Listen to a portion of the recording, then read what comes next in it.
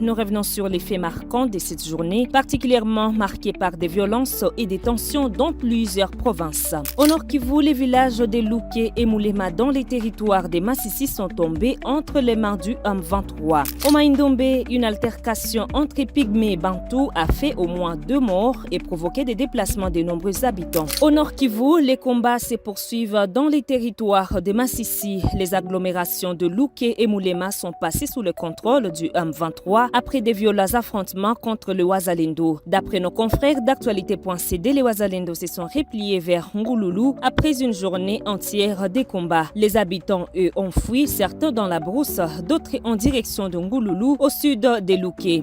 Le bilan humain reste encore inconnu, mais une chose est certaine, la situation sécuritaire reste critique et les populations locales vivent dans la peur et l'incertitude. Pendant ces temps, à l'ouest du pays, dans la province du Maïndombe, la cité de Bokoro a été secouée par une violente altercation entre Pygmées et Bantou. Le drame a éclaté lorsqu'un homme pygmée aurait surpris sa femme en flagrant délit d'adultère avec un Bantou. Pris de colère, il a décoché une flèche mortelle contre son rival. En représailles, des Bantous se sont attaqués aux Pygmées de la cité, entraînant une spirale de violence. Le bilan provisoire fait état d'au moins 2 morts, un Bantou et un Pygmée. La femme accusée d'adultère a été grièvement blessée et se trouve en soins intensifs, tandis qu'une autre femme pygmée enceinte est également dans un état critique. Le gouverneur de la province, Sankoso Kevani, a affirmé que plusieurs pygmées ont trouvé refuge dans la forêt. Il a dépêché des policiers pour établir l'ordre et a promis de lancer un processus de réconciliation entre les deux communautés. Par ailleurs, des dégâts matériels ont été signalés, plusieurs maisons incendiées. De nombreux blessés sont actuellement pris en charge à l'hôpital. Selon les témoins, aucun pygmée n'ose circuler librement dans la cité par crainte d'agression. Enfin, au Congo central, les tensions ne sont pas militaires mais politiques. Des échauffourées ont éclaté au sein de l'Assemblée provinciale, paralysant les travaux. Pour permettre la reprise des activités, la plénière a finalement été délocalisée dans la salle de célébration de mariage de la mairie de Matadi. L'ordre du jour concernait notamment l'examen des pétitions visant le président et le vice-président de l'Assemblée. Cette décision inhabituelle vise à garantir la continuité des travaux dans un environnement jugé plus serein et sécurisé. Octobre 2025 restera marqué par des tensions sécuritaires dans l'Est, communautaire dans l'Ouest et politique au sud-ouest de la RDC. Ces événements rappellent une fois de plus les nombreux défis auxquels le pays doit faire face: sécurité, cohésion sociale et stabilité institutionnelle. Et vous, que pensez-vous de ces différentes crises? La RDC peut-elle trouver des solutions durables face à ces défis répétés? Alors cette semaine, vous avez entendu et lu beaucoup de choses parce que à Washington, la semaine dernière, notre délégation n'a pas signé les documents qui devaient donner naissance au cadre d'intégration économique régionale parce que simplement, nous avons estimé que les conditions de paix n'étaient pas réunies sur le terrain pour permettre que nous puissions passer à l'accord économique. Alors, j'ai vu plusieurs commentaires, mais pour ceux qui suivent les processus étroitement, j'espère que vous en faites partie, notre position, elle est restée cohérente. Le président de la République, à plus d'une fois, a dit qu'on ne pourra parler de paix, d'économie ou d'intégration que lorsque nous aurons la paix restaurée et une paix que nous souhaitons définitive et durable. Je voudrais vous inviter, j'espère que vous avez encore gardé ces documents qui retracent en réalité la Bible de toutes les récentes activités qui se sont passées à Washington.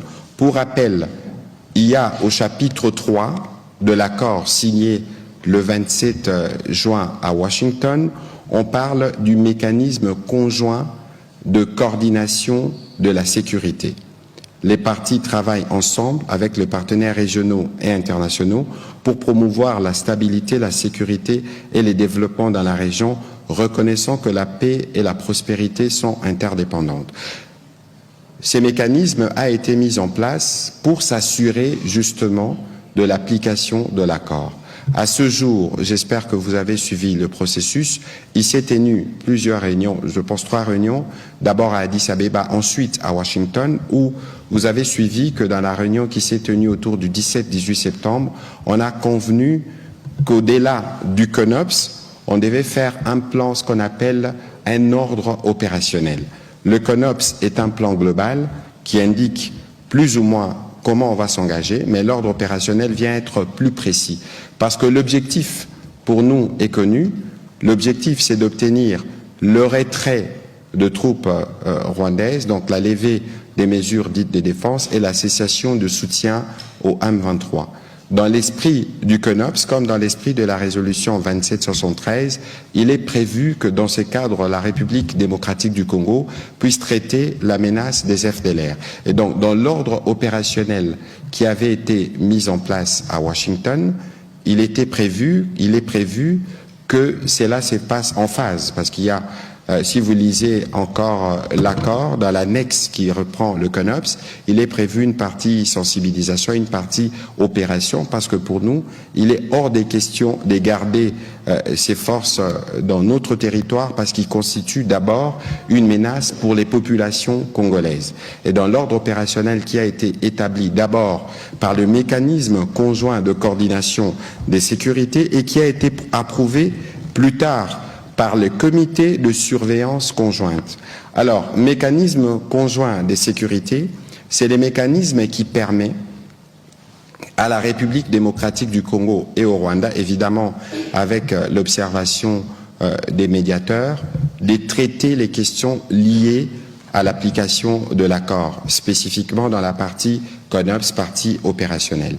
Ensuite, il y a comme un comité de surveillance, un comité de supervision qui donne un rôle le plus actif, notamment au gouvernement américain, à travers ses services habilités, pour qu'ensemble ils puissent suivre étroitement l'application de ce qui est convenu dans le cadre du mécanisme conjoint de sécurité. Et donc, les réunions récentes qui ont eu lieu à Washington dans le cadre de l'application de cet accord ont permis non pas seulement d'avoir l'ordre opérationnel, mais d'avoir aussi un calendrier par phase de ce que cet ordre opérationnel doit produire comme conséquence sur terrain.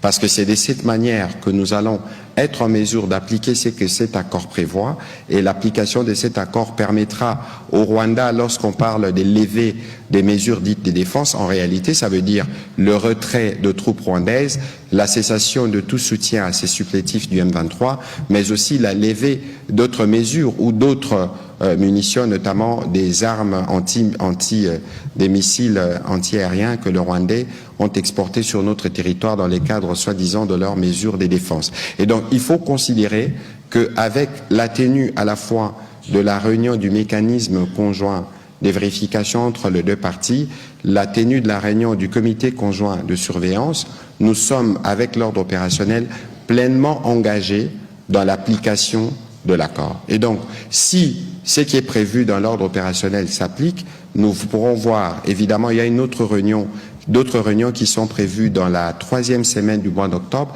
qui pourra faire le point des différentes activités qui sont prévues. Sûrement que dans les jours qui viennent, vous entendrez sûrement des communications qui émaneront de l'armée, de la manière dont ces choses doivent se faire pour que nous puissions être sûrs que nous, République démocratique du Congo, nous jouons notre part et que le Rwanda, de son côté, doit faire sa part pour que nous puissions restaurer la paix. Parallèlement, vous savez qu'il y a des discussions qui doivent répondre incessamment à Doha entre nous, les experts de la sécurité qui représentent le gouvernement de la République démocratique du Congo et les représentants du M23 pour voir dans quelle mesure on va avancer dans la conclusion de l'accord prévu à Doha.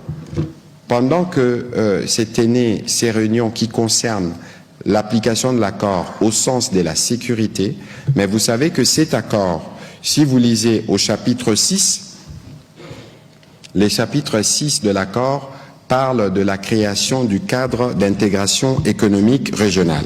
Ces cadres d'intégration économique régionale, évidemment, c'est les cadres qui doivent nous permettre, du fait que nous sommes des pays liés, et la nature nous l'a rappelé en 2021 avec l'éruption du Nyiragongo, de voir quel type d'activité économique nous pouvons développer.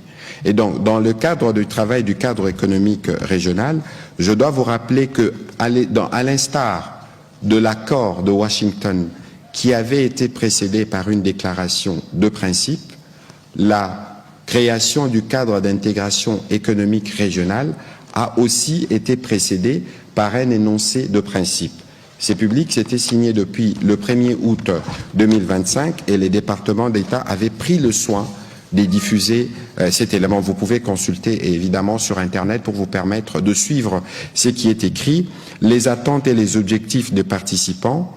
Les participants affirment leur engagement commun à promouvoir la paix, la stabilité régionale et le développement économique durable. Et donc, comme vous pouvez le voir, et comme je le disais tout à l'heure, dans tous les textes, la paix est la première condition qui doit permettre aux autres conditions de pouvoir se mettre en place.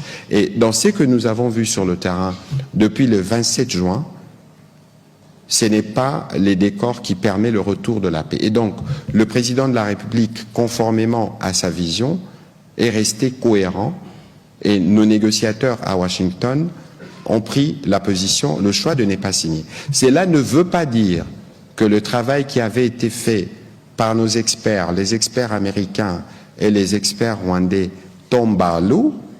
C'est un travail qui pourra évidemment s'appliquer les moments venus lorsque les conditions d'un retour d'une paix que nous voulons définitive et durable seront réunies. Et donc, nous, dans le cadre de nos objectifs, c'est d'abord la paix définitive, la paix durable. Ensuite, on peut parler des développements. Ensuite, on peut parler d'échanges. Ça aurait été mal compris, pas seulement par notre opinion, mais par nous-mêmes d'ailleurs, que nous signions un accord pour créer un cadre d'intégration économique régionale, alors que la pleine souveraineté, qui est une des conditions sine qua non posées par la République démocratique du Congo, n'est pas encore restaurée.